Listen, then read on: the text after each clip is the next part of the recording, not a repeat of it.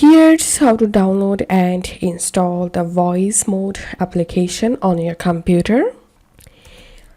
So first of all, open this website voicemod.net, and once you are in this web page, scroll down a bit and you will get the Voicemod downloader option.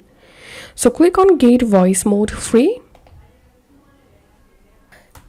And to download the Voicemod, first of all, you have to create an account, and you can create your free Voicemod account using your Discord account, using your Twitch. Also, you can create an account here with your Google account. And to create an account using your email, give your email address and click here. So right now, I will create an account with my Google.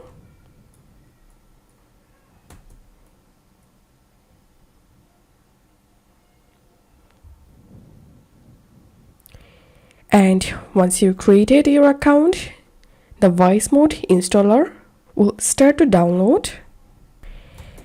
Once you downloaded the Voicemod, double click on it to open the installer. Select your language.